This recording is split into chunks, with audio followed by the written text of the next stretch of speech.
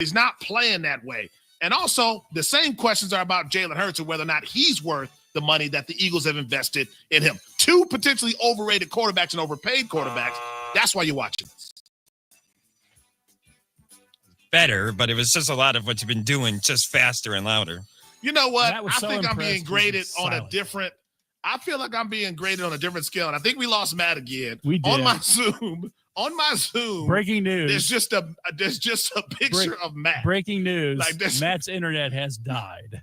Yeah, there's a picture of just Matt on the Zoom, and then I would do it, and then he'd be frozen, and I couldn't. I'm waiting for the grade, and he says nothing. So I still feel like though he's trying to take that segment from me. Look, it's my segment. There is one way that all of these games can be much more interesting. What's that? You got to tell the people how to bet on them. 7.5, the Eagles are giving the Jags today. That's true. I should have gone with that. I was trying to be more organic. I was trying to be more like, can I? But I also, I'm not a sales guy. I think probably because of that reason.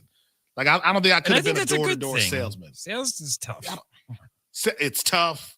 I say no to all the salespeople who come to my house. So I don't really understand, how people do it and do it well. Matt Jones, hopefully we get him back. Can the Ravens get back on track? Is the trap game ahead for a surprise contender? That's next on ESPN Radio. Hey, it's your resident Super Bowl champ, Chris Candy, coming up Monday, week 9 in the NFL, as well as my trip to the Big House, and I'll recap it all in my Upon Further Review at 7 a.m. Eastern. It's Unsportsmanlike, weekday mornings at 6, right here on ESPN Radio, ESPN2, and ESPNU. Are you ready to build your company's dream team? Just like in sports, finding skilled players is essential for success. With Robert Half's winning combination of specialized recruiting professionals and award-winning AI, we'll help you find the MVPs and key role players who will have you hanging banners in the rafters. Because in business, it's all about having the experienced team on your side. At Robert Half, we know talent. Visit roberthalf.com today. This college football moment is brought to you by ServPro. On October 21st, 2006, Michigan State found themselves down 38-3 with less than 10 minutes to go in the third quarter, and they made that initial deficit like it never even happened, scoring 38 straight points to win 41-38. Incomplete. The ball game is over. The Michigan State Spartans in one of the greatest comebacks in Michigan State football history. ServPro, like it never even happened. 97.7 ESPN The Zone.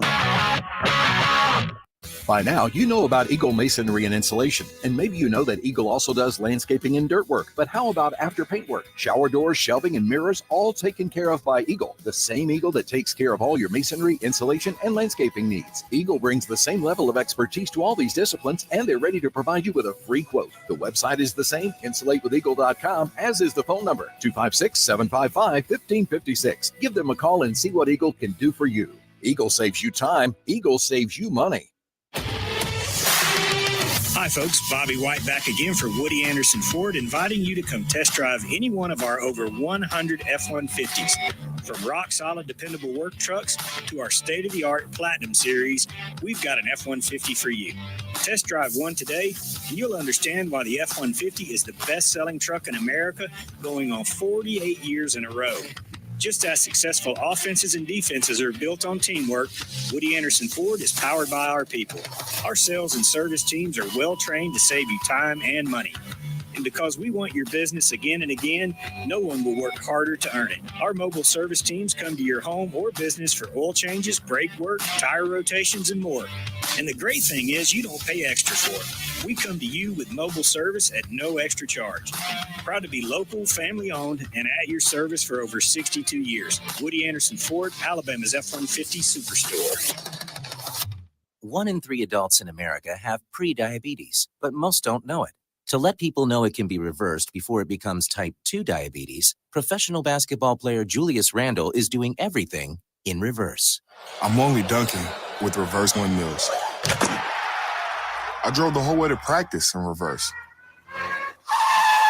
I don't recommend it. This move's called the reverse shuffle. I do. WZZN, Union Grove, Huntsville, Alabama. 97.7 ESPN, The Zone. This is SportsCenter. I'm Ed Duncan. We start with the NFL and 8 early WZZN, games on the Sunday Union schedule Grove, set to kick off in about an hour. Alabama. The inactives are out for the early contest. ESPN, The Commanders will be The without Zone. running back Brian Robinson Jr. He is sidelined with a hamstring injury for his team's game against the Giants. In Buffalo, the Bills will be without wideout Amari Cooper. He is inactive because of a wrist injury. Starting quarterback Christian Bedford is also inactive for Buffalo. In Atlanta, the Falcons will host the Cowboys. Dallas running back Ezekiel Elliott is inactive due to disciplinary reasons. He did not make the trip to Atlanta. Meanwhile, cornerback Trayvon Diggs is active for Dallas despite a calf injury. ESPN's Todd Archer says this is a critical game for Dallas at this stage of the season. It's only the 9th week, but it's the Cowboys' season on the line against the Falcons. Dak Prescott called it a must-win. The Cowboys can't afford to fall further behind Washington and Philadelphia in the division. They can't afford more conference losses because of tiebreaker scenarios. In Cincinnati, wideout T. Higgins is inactive again for the Bengals and will not play against the Raiders. Some good news for the Titans as they get set to play the Patriots. Running back Tony Pollard is active for today's game. Also active is Ravens quarterback Marlon Humphrey. He will play against the Broncos this afternoon. Baltimore, a 9-point home favorite on ESPN Bet. The sources told ESPN's Adam Schefter Packers quarterback Jordan Love will play today against Detroit. Meanwhile, in the NBA, the league is investigating an incident between Joel Embiid and a reporter last night in Philadelphia, which involved shouting and allegedly Embiid shoving the reporter, Inquirer columnist Marcus Hayes, at the end of the altercation. Hey, it's your resident Super Bowl champ, Chris Candy, coming up Monday, week 9 in the NFL, as well as my trip to the Big House, and I'll recap it all in my Upon Further Review at 7 a.m. Eastern. It's Unsportsmanlike, weekday mornings at 6, right here on ESPN Radio, ESPN2, and ESPNU. 97.7 ESPN, The Zone.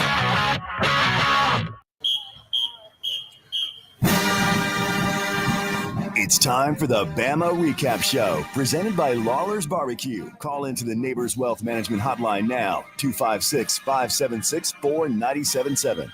That's 256-576-4977. Now, here's Drew DeArmond and Steve Moulton. The Vanderbilt Commodores. There's the snap to Pavia. Auburn rushes 3, steps up, he throws near side corner. It is caught. It's a touchdown. Vanderbilt's A.J. Newberry hauls it in. There's the snap. It's a roll toward the left. They throw. It is caught. Is it a touchdown? Is it a touchdown? You bet. Touchdown. Vanderbilt, Diego Pavia. He throws for 6. Eli Stowers holds it in. 4 yards to Peters. The South Carolina Gamecocks. Larvin goes in motion behind them. Gonna roll left side, throw it back. And that's Josh Simon caught back in the end zone. Touchdown, Carolina. Touchdown, Josh Simon. That's his 3rd on the year. And another gorgeous play from the Carolina offense. They're going with a hurry up, blitz upside, but Sanders up the middle, and here he goes. Rocket at the 40, 30, 20, 15, 10. They're not going to get him. Touchdown, Carolina. Yes. Touchdown, Rocket Sanders. This one from 52 yards. He had a 66-yarder earlier in the year. Launch, 1, Rocket. Boom, Gamecocks back on top. It's 26-20. The Ole Miss Rebels. Playing for the injured Henry Parrish. Fake to Thomas here. Dart throws over the middle, wide open. Touchdown, number 4 for Jordan Watkins. Here's the snap. Here comes a blitz. Dart sees his guys pick it up. Down over the middle. Watkins is going to catch it. He's got another one. He can walk into the end zone. How do you lose him after the day he's had? Touchdown, Ole Miss. 5 for Jordan Watkins. There's a fake on a toss. Simmons wants to throw into the end zone. He's got his man caught. Daquan Wright. Touchdown, Ole Miss. The Rebels still pouring it on. The Georgia Bulldogs. Haven't had the lead today. Trying to get it here. We taste it right now on the 22. Back to throw. Over the middle. Cash in front of the defender. Almost tackled at the 11. He keeps his feet and gets into the end zone. Breaking a tackle and breaking the plane of the end zone. Goal line touchdown. Cash Money Jones. 3rd and 3 for the Dogs on the Florida 10. Cash Jones slides towards Beck in the backfield. Pressure coming from the edges. We throw it to Lovett. Caught at the 10. Breaks the tackle at the 5. End zone. Touchdown. Dominic Lovett. And the Dogs are back in front. The Tennessee Volunteers. Moyes in the backfield. Lewis, standing tailback. They'll try him left tackle, and Lewis powers into the checkerboards. Touchdown, Tennessee. First touchdown for Peyton Lewis this season, and it pulls Tennessee to within 1. Nico keeps it this time, rolls right, throws it to the end zone. Touchdown, Tennessee. Getzelman in the back of the end zone. That is just a few of the calls from Week 10 of SEC football. Oklahoma, also Mississippi State. Both won in come-from-behind fashion in non-conference games. Good morning, Drew DeArmond. I would hope Mississippi State won. If they didn't, I would just drop it. They were down 10-0. Well, I mean, they were down 10-0. They got Hutzlered, man. I mean, they have the worst defense in the history of the school, and he'll get fired soon. But I mean, he can't coach his way out of a sandbox. But they did get a win, 45-20, and good for them. They're still last in my power rankings, though. All right. So the Auburn Tigers are trying to catch up, though. Wow. That was another putrid performance offensively for a guy that's supposed to be a wizard in Hugh Freeze. A lot is lining up, at least coming off the bye week. A lot is lining up for Alabama if they win out to have a playoff seed attached to their name. Well, they had a great day yesterday. Yeah. When you think about it, I mean, Vanderbilt's bowl eligible, and they're 6-3, and they are now officially a pretty good football team. They're going to be a top 25 team Tuesday night. And then and Tennessee won. I mean, I told a friend of mine, I just can't root for them. I was like, well, I said, well, I hate them too. But I said, I'm just being honest with you. Alabama needs them to win and continue to be a highly ranked football team since they beat them. Certainly need them to beat Mississippi State. I mean, in the Bluegrass is basketball season anyway, so they don't care anymore. I mean, but I will say they still played hard. Yeah, they did. I mean, they competed and they pushed Tennessee, and they lost 28-18. And but again, Alabama needs those teams to win, and then they needed Georgia to win. But I've made up my mind, though. Billy Napier deserves another year. Those kids are playing hard as hell for him. Okay, they hung in Yale. They hung in the game with a third-string quarterback. How can you have the luck he's had with all these guys going down, and they still improved? Like I mean. Look, Kirby was as nervous as a long-haired cat in a room full of rocking chairs. Look at all the meetings he had with Carson Beck on the sidelines, almost begging and pleading.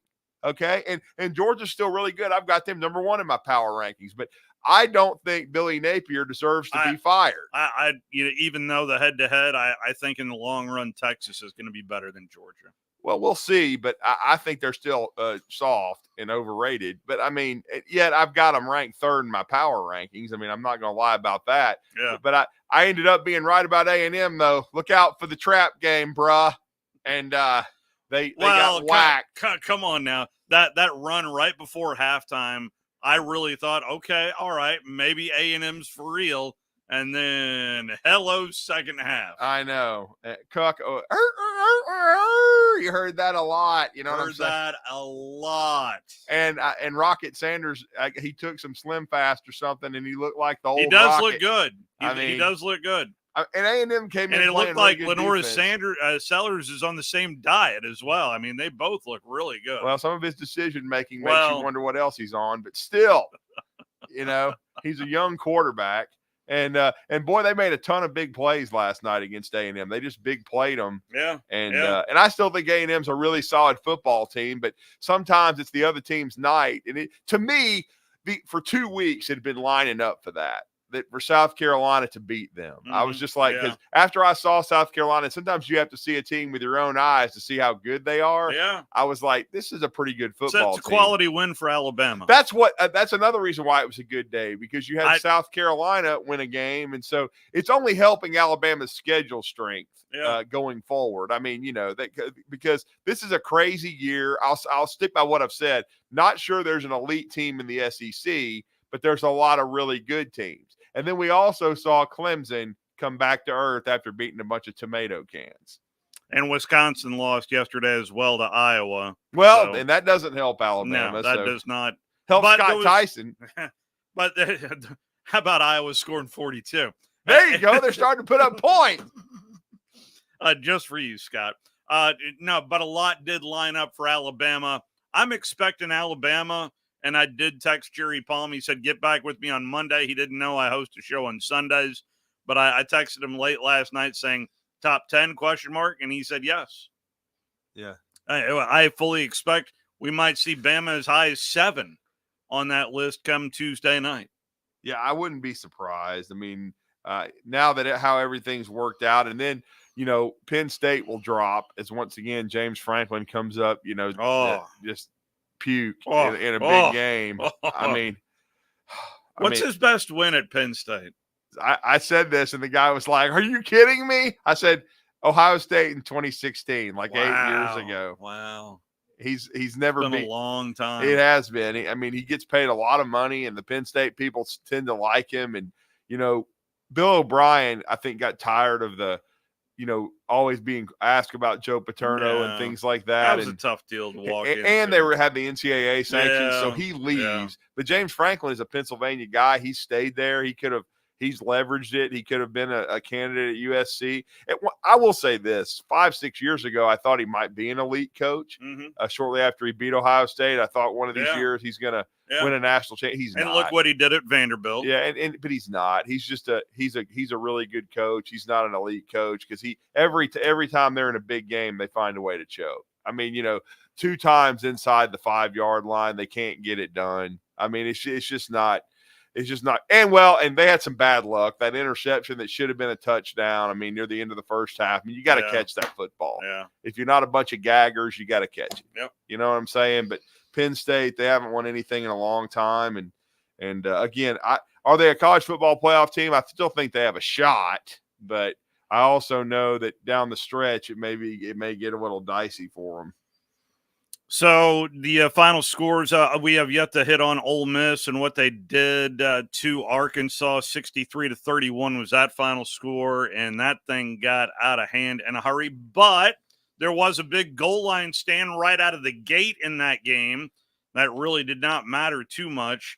A 63-point performance by that offense against the Arkansas Razorbacks. Vanderbilt 10 better than the Auburn Tigers, 17-7. Watched a lot of that game. And, okay, so Auburn fans, I need to hear from you because I was texting back and forth with my brother who did graduate from Auburn. Play one of the game yesterday. I don't know if you saw it, Drew DeArmond. I was at Buckhorn High School for the officials clinic. I did see a lot of the second half. I sat down at a restaurant, Stanley O's, to watch it. There you go. Because, I mean, it was one of those things where it was tied at 7. So the very first play from scrimmage was a handoff to Jarquez. 15 yards, right? 15 yards. Yeah. I never saw that play again. Ugh. I never saw that play again. It doesn't mean it didn't happen because I was scanning around. Yeah. I never saw that play again. Well, I mean, I watched his press conference afterward just to see what his mindset would be. But he was asked why Jarquez only touched the ball twice in the second half. And he made a reference to they couldn't, possess the football, didn't get that many possessions. But it still doesn't make a whole lot of sense. But I will say this. Vanderbilt won the game simply because they stopped Jarquez Hunter. I mean, he didn't come close to 100 yards. That's how you beat Auburn. If Jarquez Hunter can't run the football, Auburn ain't going to beat you throwing it because Peyton Thorne's not elite, and these young receivers are doing nothing right now. I mean, they right now the Penn State transfer, who I guess James Franklin could use. Yeah. I mean, he's about the only Keandre Lambert-Smith. He's the only one that's making plays.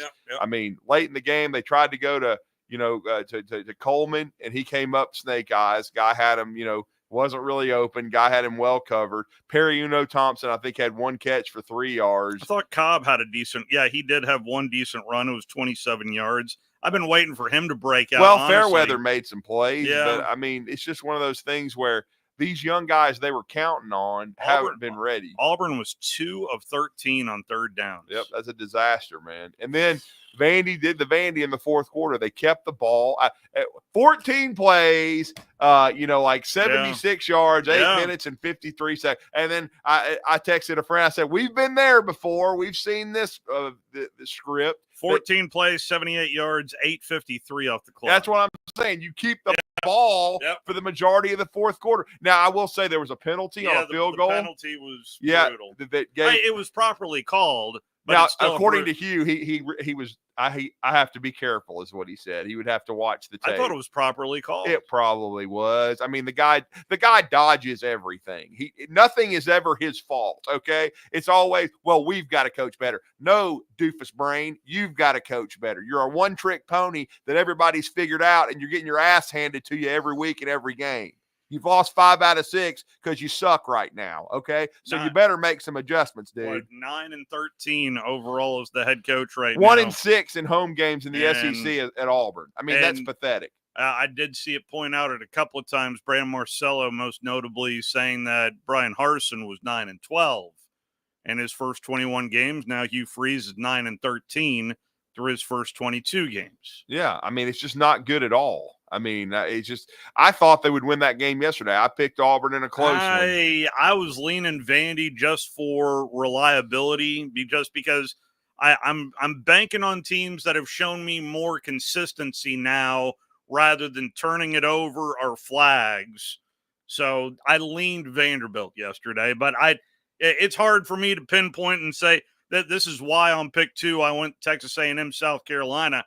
I really didn't have a good feeling on that game either way. Well, I went South Carolina just because of my gut feeling. But, yeah. I mean, I just felt like, and then as I told you, I liked Georgia by 2 scores, but it took a while. I mean, and that's why that thing is always ugly to watch. Well, maybe I cannot think of a cocktail party that I got when I get through watching it. I think, wow, that was a really great game to watch. I don't think I've uttered that sentence in my head after any cocktail party. Well, it was a battle of attrition. Both sides were losing players left and right. Yeah. I mean, Florida, I'm surprised they even had anybody by the end of the end of the game. Well, it was that one drive they were dropping every play. But just watching the way they play, if Billy can get to 6-6. Well, they've got Texas this week. I know they won't beat them. I mean, they're scheduled down this. That they've got Florida State, and that's pretty much a win. Yeah, they've also got Ole Miss and LSU, I think, on their schedule. I think they could beat LSU depending on if they could get DJ back, because I'm not sold on LSU like right now at all. I was high on them in the preseason, but after watching, they should have lost to South Carolina. When you just go back and look at, I mean, they were beat. Yes. That was luck, and then they were very, very fortunate to beat Ole Miss because Ole Miss couldn't get out of their own way.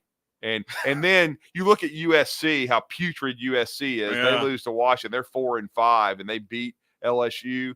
I'm definitely going to pick Alabama to beat LSU. I think with the 2 weeks to prepare, and I know LSU's had 2 weeks. I could give 2 craps. If LSU's had 2 weeks to prepare. I think Alabama, they know what's at stake. Well, for the reasons I just told you on why I was leaning Vanderbilt, I've seen more consistency. I mean, a little bit more consistency out of LSU than I have Alabama. Flags, I meant to queue up, calling some illegal procedure calls and stuff like that just to make Bama folks feel at home after a bye. Just because of how many flags they've seen out of their football team this year.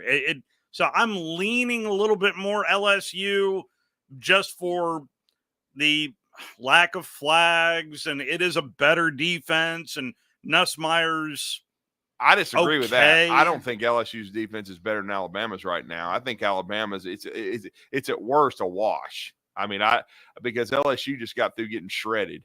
Yeah, by a mobile quarterback. They did. And if Milroe, how mobile are we going to see Milroe though on Saturday? I remember how he played against them last year, and so you got to use your legs. If he uses his legs, Alabama's going to beat them. Because LSU does have weapons, but LSU doesn't run the ball very well. If Alabama can stop the run just a little bit better and put the game in Nussmeier's hands, I think he'll turn it over twice. And Alabama can win the game. I think it's going to be a close game. I think it's going to go down to the final 2 minutes. But I think Alabama can win. If I had to pick right now, I'd probably pick, 27-24 or something around there by a 3-point spread, 28-24 or something like that. But I would lean toward Alabama. I think they can get it done and get this win.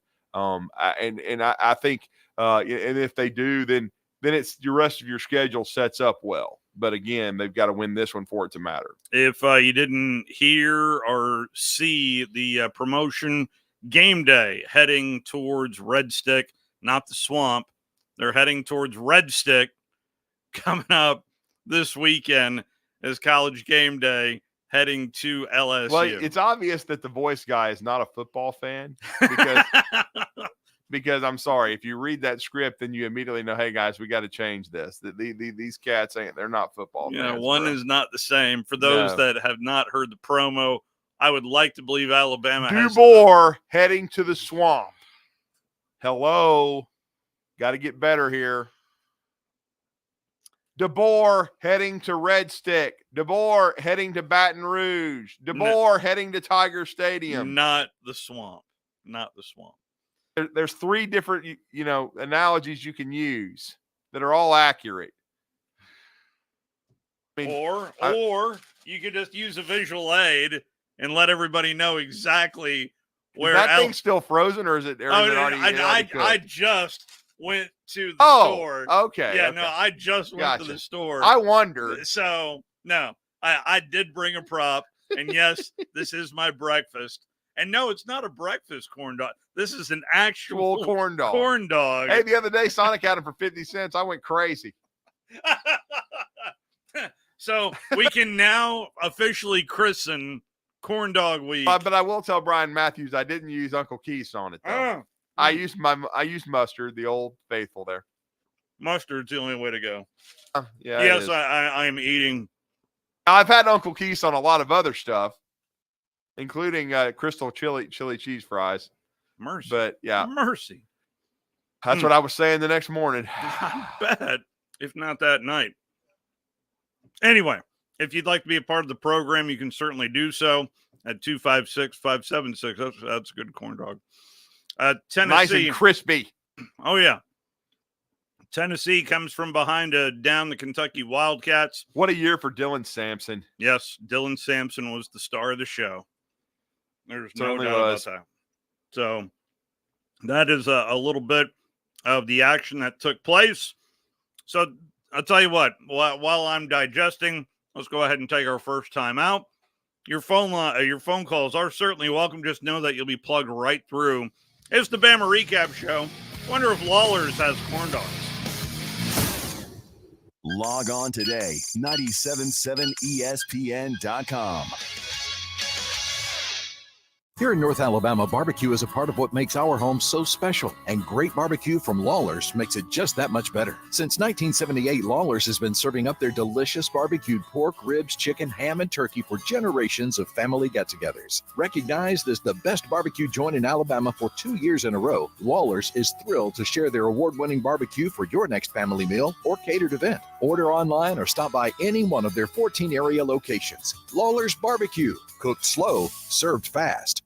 Tom Luganville here for my friends at Woody Anderson Ford. Bobby White and his team take great pride in their service department, and you can see it the moment you walk into those beautiful new service lanes. And just like a championship team, they all work together to make sure your experience is second to none, whether you drive a Ford or not. Also, check out the gold certified pre-owned inventory at Woody Anderson Ford for great deals every day. Stop by and see them at Jordan and Sparkman or at Woody Anderson of Madison on Hughes Road, or visit WoodyAndersonFord.com.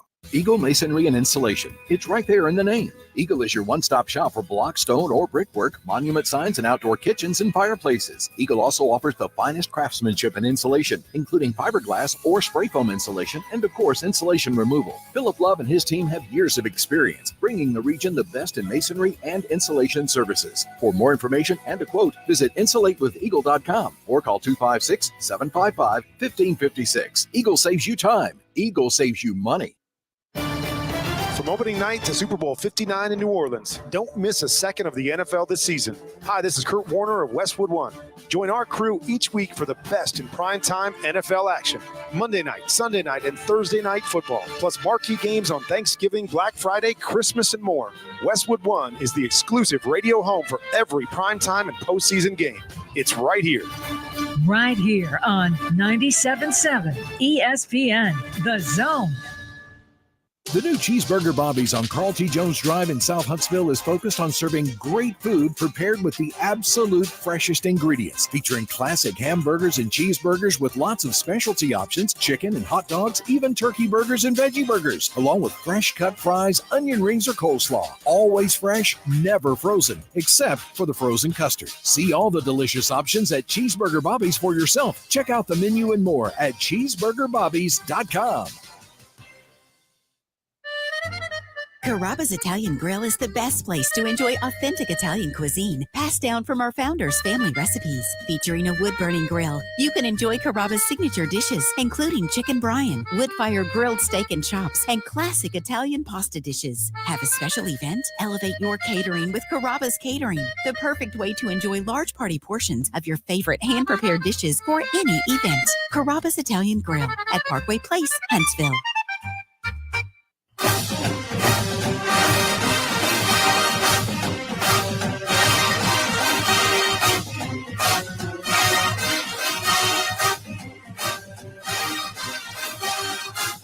I gotta love a good corn dog.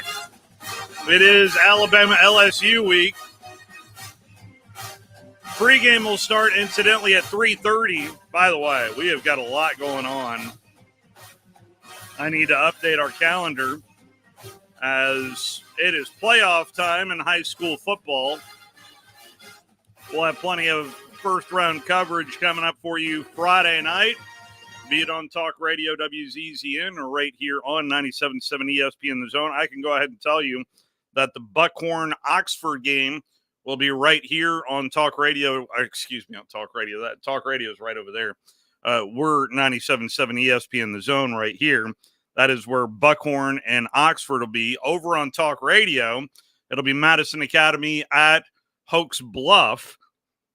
And then on Zone 3, who does Randolph have in the first round? I do not know. I think it ended up being Anniston. You'll have to double check that. But that's I was talking to some Randolph folks on Friday before, as I was on my way to Westminster Christian Academy for what turned out to be an outstanding football game between Westminster. It really was. And Madison Academy, a hard-fought, tough high school football game that the Mustangs won 21-17. But according to what I was told, barring the unforeseen, and it didn't happen, which we knew DAR was not going to beat North Jackson. North Jackson was going to be the one. Yeah, Randolph does host Anniston. And Randolph would host Anniston. Yep. So that's on Zone 3. North Jackson Chiefs win the region. Number 2 seed is Randolph, and as you said, it'll be at Sports Med Field, but they will play a very athletic Anniston team. And Westminster Christian heads to Cherokee County. I think they are fully capable of. I was very impressed winning with Westminster. It was my first time seeing them. Me too. Their offensive and defensive lines were impressive. Evan Kicking game. Evan McClure is a tough running back. I mean, it was tough for Madison Academy to tackle him. He's a good player. Isaiah Shingleton is a dangerous kick returner. And then I'll be honest, though, the guy that was my favorite player to watch was Cal Tinsley. Yes. I mean, he was all over the place. Catching the ball on offense. Kicking it. And then, of course, he's an outstanding punter kicker. I think he could actually kick on the college level. And then he did a nice job on defense as well. He played everywhere for Louis LeBlanc. He sure did. 256-576-4977, the telephone number. And then I'm trying to remember those are the high school playoff games. But also on Friday, UH Charger basketball is tipping up.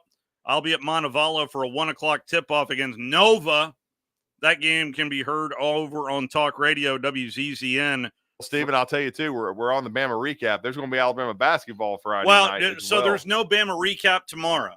Yeah. But I did reach out to Corey Reamer, and we're scheduled to get him on tomorrow. They play Monday and Friday. They play That's Monday right. against UNC Asheville, and hope to be there for 97.7 The Zone to cover that game. And then Friday, they play Arkansas State and Brian Hodgson. So they've got 2 games this week. That's right. So we'll get this figured out. And folks that are calling in, just know that I'm plugging you right through the system. So let's jump out to the phone lines. It is the Bama Recap Show. Is Alabama now getting ready to head to Red Stick, which was Red Stick initially part of that corn dog? Did they just put that stick right in Baton Rouge? Anyway, I digress. Let's move on.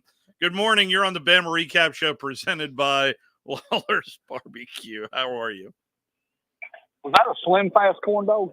Oh, there is nothing slim about this fine corn dog that's going into this belly. But we were discussing that Lawlers does have Conecuh sausage dogs and hot dogs, at least seasonally sometimes. So they do have them at our great sponsor. I'll let y'all a menu from them up there because they wanted y'all. Yeah, there it is. Yep. Hey, everybody. Oh, it's up there. Yeah, it's right there. Yep. We got props They all got over two. the place here this morning. They got 2 meat. They got 3 meat. You can get whatever you want. Every time I leave there, I leave happy. So bacon for a buck. Yeah. Good stuff. Hard to go wrong with the potato. The potato is fantastic. Especially the 2 for potato on Tuesday. Mm-hmm.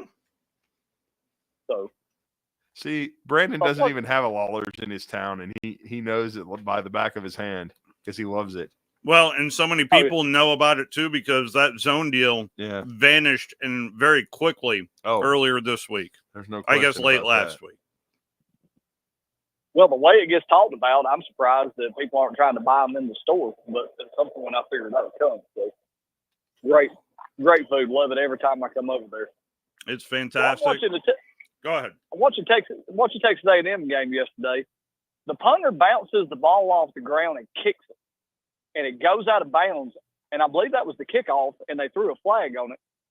And I'm looking, trying to figure out what happened, and at what point people are bouncing the ball off the ground to kick it on a kickoff and then kick it out of bounds. It's called a drop kick. Yeah. Yeah, I was not sure what was going on with that. I've not seen anybody do that on a kickoff. Yeah.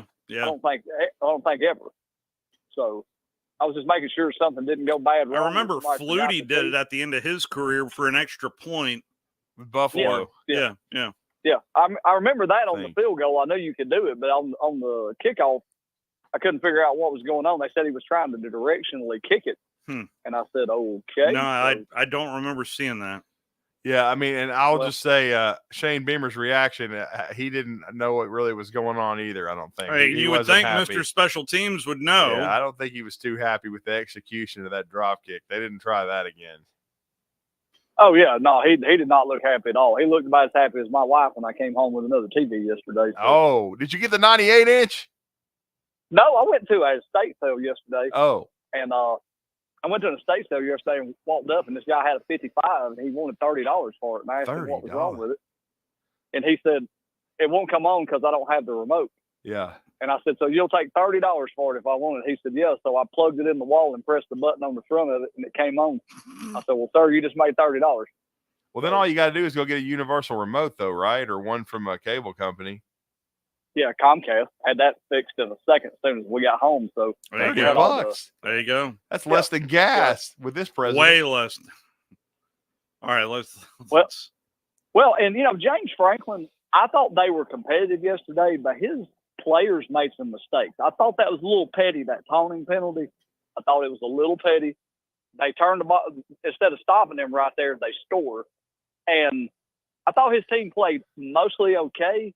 but he'd have to spend about another $28 million to have what Ryan Day has got on the roster. Yeah. And the fact that I took more away from Ryan Day than I did James Franklin in that game, because I feel like the way Ohio State barely got by them is not indicative of their roster. I think if Franklin has a couple of better receivers, they end up winning that football game.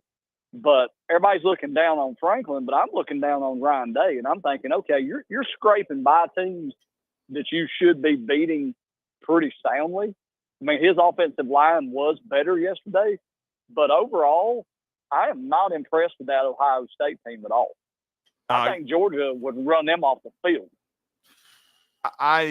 They're not, to me, they're not overly. I'm not sold on Will Howard. I mean, I don't think he's a big time quarterback. They haven't run the football like you think they would. I would have thought this would be an offense that would make a lot of big plays and would put up points every week. It really hasn't. They've struggled. So the rest of the schedule for Ohio State is Purdue at home, Northwestern at home, Indiana at home, and Michigan at home. They'll be big favorites in 3 of those 4, and then the Indiana game will be interesting because the Hoosiers, people keep saying, well, they're gonna slip up. Like I heard people picking them to slip up this weekend, and so much for that. They went to Michigan State and laid waste to them. So, I mean, we'll see.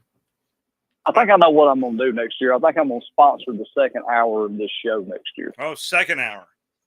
The second hour. The rarely talked about second hour, the mysterious second hour of the Bama Recap Show. Riddle me this, Batman. Sponsored by Pilcher's Appraisals. Well, I'm really interested because I've been watching this. The AHSAA seems to want to bury the hatchet in some people's heads. They are absolutely all after that Coosa Christian School. I mean, they are up their butt like you wouldn't believe. And then they are also seems to be after Charles Henderson High School. I mean, they're suspending people, causing people to forfeit 5 games. They're completely reshaping the playoff bracket because they're making people forfeit these games. And I know somebody at Coosa Christian, and they're saying that they have an off-season workout program. There was no organized practices, and the whole headline about an ineligible player, they said all that was dropped and didn't happen. So you're making somebody forfeit 5 games because of summer practices? I mean, that is like taking an atomic bomb to a Walmart.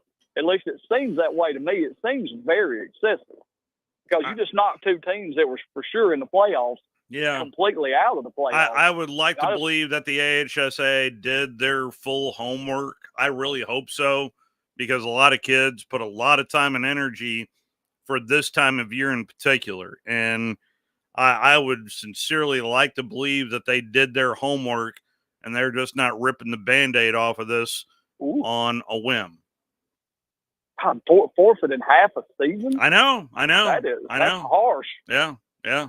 I will say this for Coosa, though. They had to forfeit 4 last year and still made the finals, so they already had eyes on them. But so you know what? Be really careful. I will tell you that the rules are obviously very strictly enforced, and if they do get wind of something, that I do know for a fact that they will investigate it as thoroughly as they can. I don't know what happened in the Gulf Shore situation last year, because that seemed like it was a little bit more than fishy, but it is what it is. And of course, shockingly this year, Steve, Gulf Shore's missed the playoffs and have a losing record. I am floored. I cannot believe that Mark that Hudspeth happened. missed the playoffs. Well, it was very, very, very interesting situation, and I wanted to bring it up because I felt like that when you see people forfeiting that many games, that is a hammer. I mean, that ain't quite the NCAA death penalty, but it's pretty dang close when you're doing somebody like that, when you're completely erasing their season at the end of the season. So I just didn't know if y'all knew more about that than I did. So I don't. I just heard, but it's mainly what I read, that the first initial thought was the player only played in 1 game that was in question as far as being ineligible. But then they went back and looked, and he actually played in 5. And that's what made them have to forfeit 5 games and ultimately miss the playoffs, where they were able to still make it a year ago. And then I know they did mention also the off-season workouts and practices and the organized stuff. But again, Yep. Hey, Brandon, are you there? You must have hung up. I did have this question that I posed out there. And listen, I know this is the Bama recap show. I get that. Right. But I honestly had a thought, especially after what took place down in the Plains last night. Who is the best head football coach that Auburn has had since Coach Dye? That's an interesting question. I would say probably Tuberville. See, I went there in my head too, but I was thinking, if you went just strictly national championship, you'd go Chizik. It can't be Gene. Not with how it ended. If you want to go for, it's either Tuberville or Gus. Gus. I mean, because Gus played for a national championship, but Tuberville had an undefeated season in when the playoff structure was different. It really birthed what we have going on right now. And then the other thing, the reason you have to judge it is, and I know there was some instability at Alabama and they were going through a lot. They couldn't find the right head coach, but he won 6 in a row against Alabama. I was also I know it ended badly, but even Terry Bowden, I think, had something, at least that 20 in a row. You just cannot flush away. I would say Tuberville, Gus, and then Terry Bowden. I think that's the way you rank it. I mean, right now Harsin and Hugh Freeze are in a race, though, and that's not good for Auburn. It's not a good race. No. I mean, I will just say this. Hugh's recruiting better, but you've got to see better results on the field. I mean, it's just – and now the big question is, who are they going to get out of the portal at quarterback? Because they don't have the QB on their roster right now to be an upper echelon team in the SEC. It ain't Hank Brown. I can guarantee you that. It's not him. It's not Holden Garner. It's not Walker White, who they're redshirting. Yeah. It's not these 3 guys. And Thorne's done. So, he won't be the scapegoat anymore. And in actuality, in the last several weeks, he's played much better, I think, at least not turning it over. Yeah. But again, I just think they're going to have to go get a quarterback out of the transfer portal. At least I think so. I just don't see he stood pat this past season and it went back and bit him in the ass. So to me, Auburn's going to have to go out because they've got Deuce Knight, but he's not. He's another one coming in because I'm expecting one of those 4 to leave anyway. Maybe 2 of them.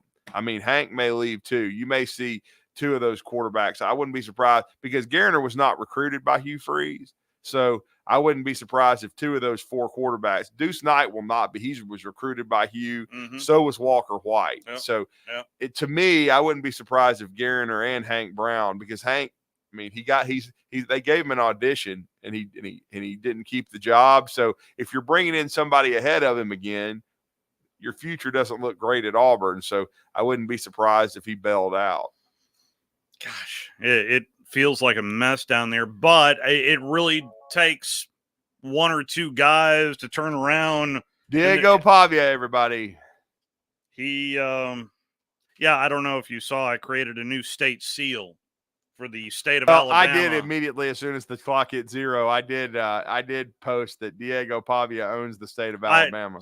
I did Auburn times 2, Alabama and Jack State. I did tag Governor Ivy and asked her if the new state seal would be launched with Diego Pavia, his face above the great seal of the state of Alabama. And I heard Diego on the field after the game. He said, well, Auburn didn't want me, How about that? If they had him, they'd probably be in a lot better shape right now. And even though I will say Auburn's defensively defended him about as well as anyone. Yeah. I mean, he did nothing running the ball.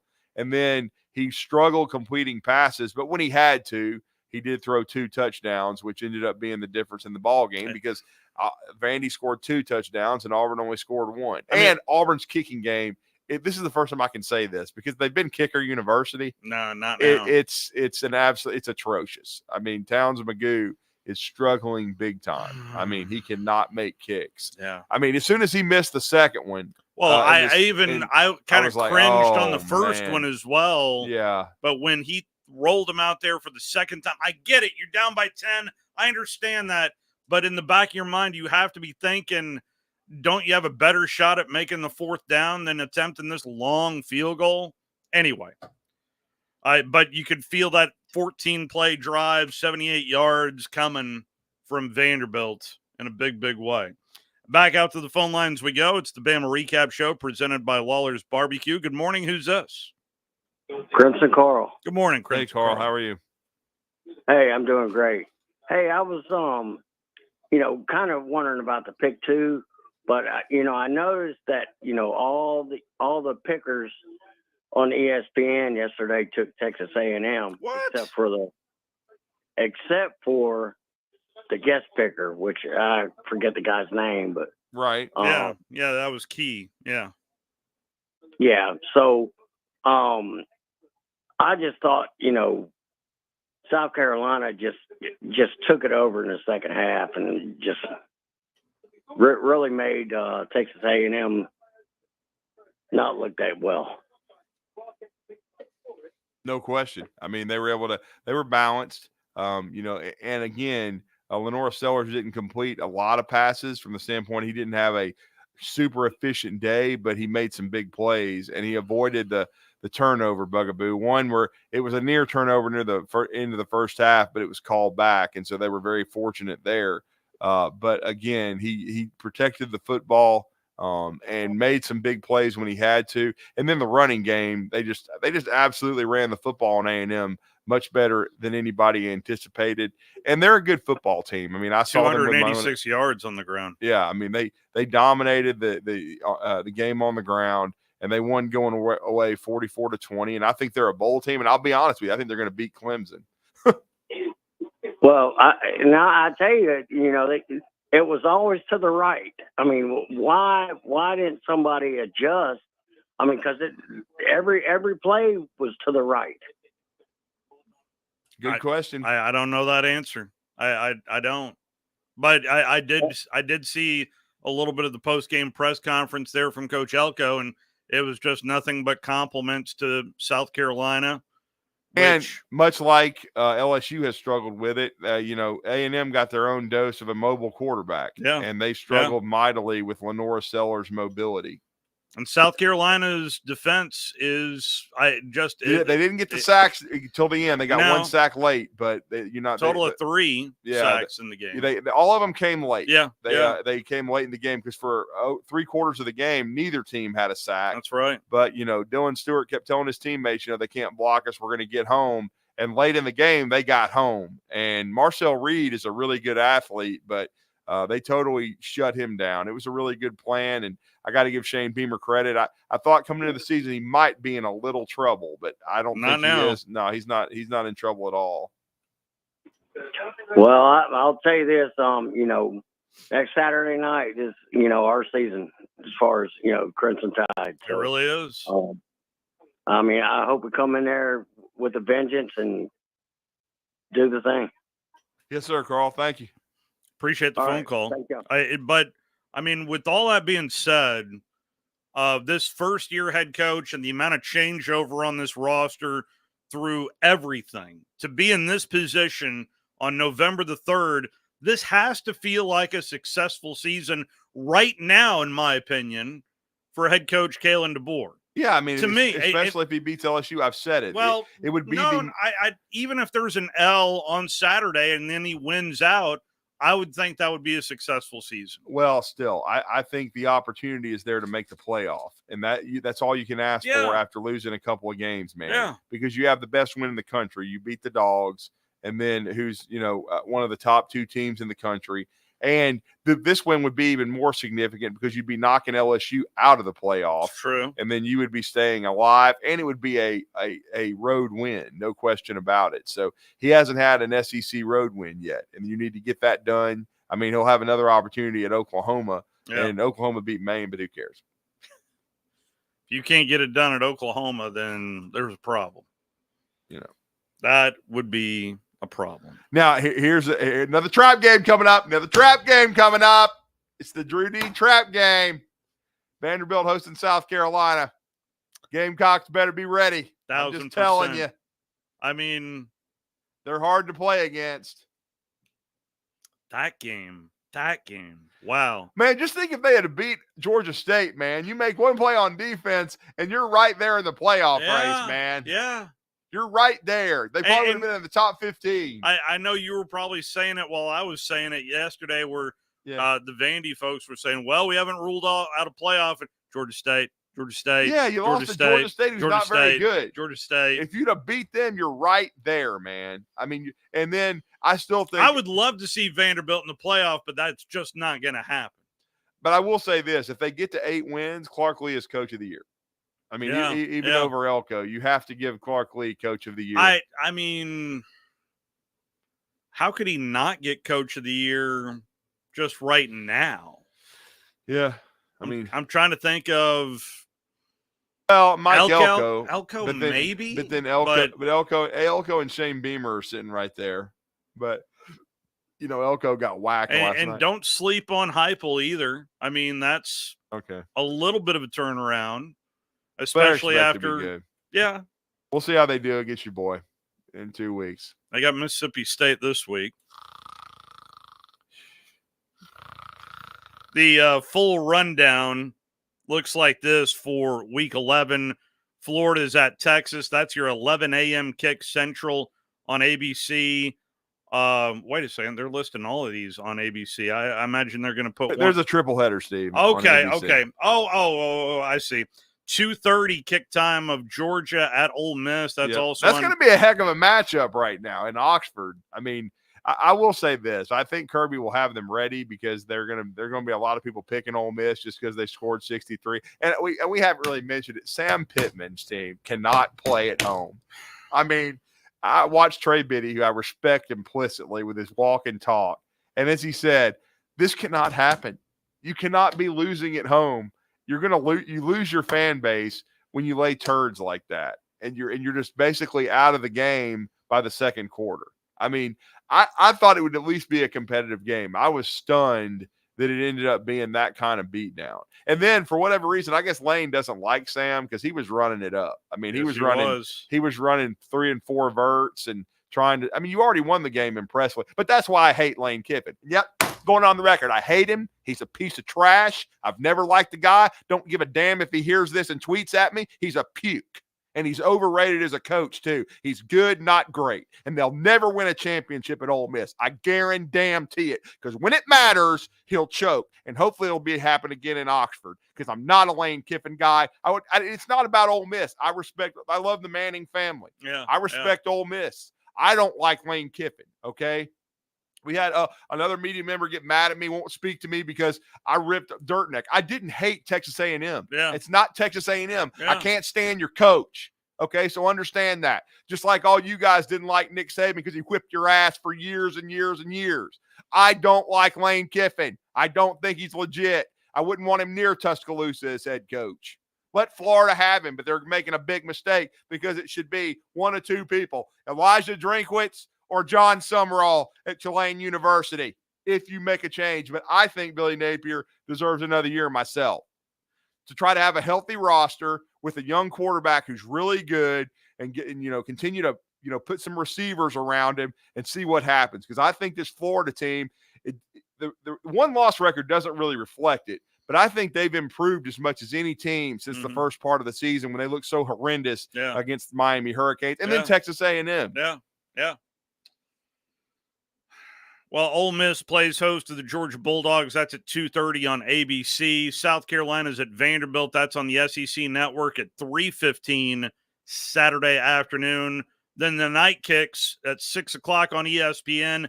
Tennessee playing host to Mississippi State on ABC on 6:30, as well as right here on 97.7 ESPN. The Zone will be LSU playing host to the Alabama Crimson Tide. And then the late game on the SEC Network is Mizzou playing host to Oklahoma.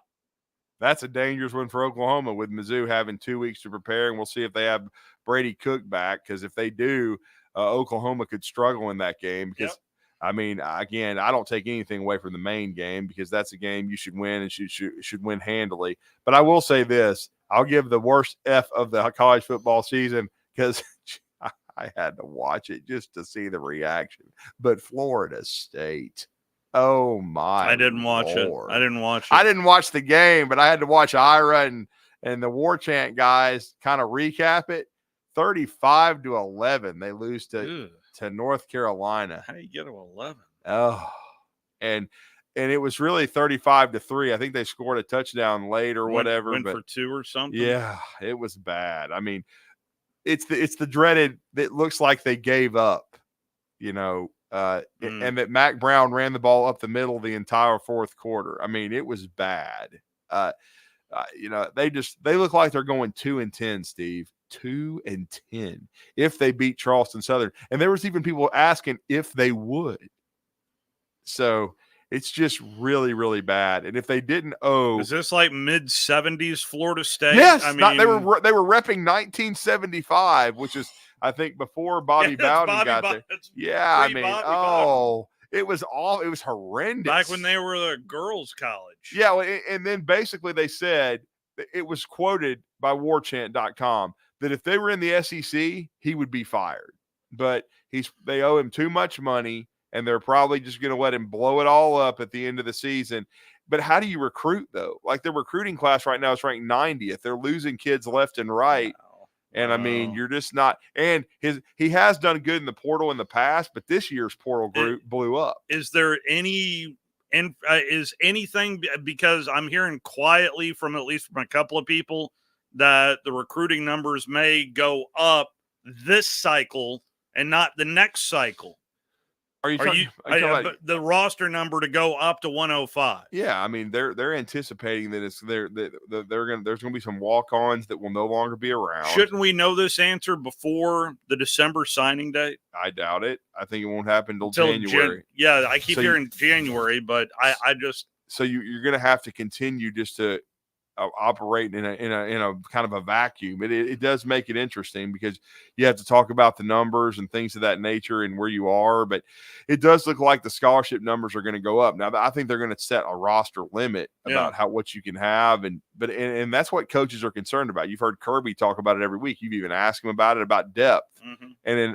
And then to switch gears here with Georgia, the one thing about Georgia that would still continue to bother me, and it bothered me as I watched it yesterday, is Beck's interceptions. Yeah. I mean, horrible throw. This reminds me of Jameis Winston's redshirt sophomore year when he threw 30 interceptions. I mean, I keep thinking that Beck's going to finally start taking care of the ball and not making mistakes, and he keeps making horrendous mistakes. But I will say this for Billy Napier too.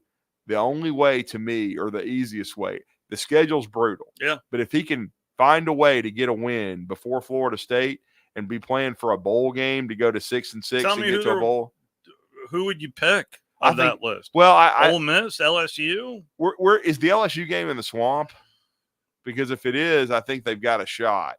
I mean, especially if they could get DJ Lagway back. And I don't know how bad that hamstring is, but at Texas, host LSU. Yeah, that's what I thought. It's in the Swamp. That's what I thought. Host Ole Miss. And I wouldn't like their chances against Ole Miss, but I think against LSU, LSU's defense at times it's improved, but it's still been dicey, and they're at home in the Swamp. Rivalry game. I mean, I think Billy, if he could get DJ back, but that's what it would be contingent upon. But the one way Billy could ensure his firing is if he loses to Florida State, because that Florida State team is maybe the worst in school history. Yeah, no, that's a got to win right there for Billy. If you can't beat Florida State, I don't care where the game's played. But so give us your top 16 to close out. I got it. We got to do this. It took a little thinking, but not much. I mean, I knew that it was going to be different, but my top 16, the Georgia Bulldogs, number 1, Texas, number 2, Tennessee, number 3, Bama, 4, Ole Miss 5, Texas A&M 6, LSU 7, Missouri 8, Vanderbilt 9, standing pat there, South Carolina 10, Florida 11, Arkansas 12, Oklahoma 13, Auburn 14, Kentucky 15, and Mississippi State 16. That it's really kind of falls off once you get down to 11. Yeah. I mean, I think, because they're playing hard, but they're not very good. And then Arkansas could have easily been 15, but I put them at 12 because they beat Auburn. They do have some wins, but that was a horrendous performance yesterday. That's when you start once again wondering about the future of Sam Pittman. Yeah, because I mean, is Bobby Petrino going to take it over, or what direction are they going to go in? I mean, in the end, isn't this what Arkansas fans wanted? I mean, yeah, but the thing is, again, I don't know. Is Bobby past his prime, though? I know he's done a good job as OC. You saw how he did in his second tour at Louisville. Not very good. No. And by the way, shout out to Jeff Brom. Big win over Clemson for him yesterday. Yeah. On the road, too. And earlier, of course, this segment, you mentioned, I think, a sleeping giant that I think power football teams need to pay attention to, and that's John Summerall. He's legitimate, I know he's a local guy. I know, I know Kentucky fans are already trying to hire him right now. But hey, Florida, I'm just saying, he needs to be sneaking up on the radar there. Enjoy your Sunday. He will join Talking Ball on Wednesday. There you go. Nice, very nice. They're 4-0 in the NFC South, 5-1 against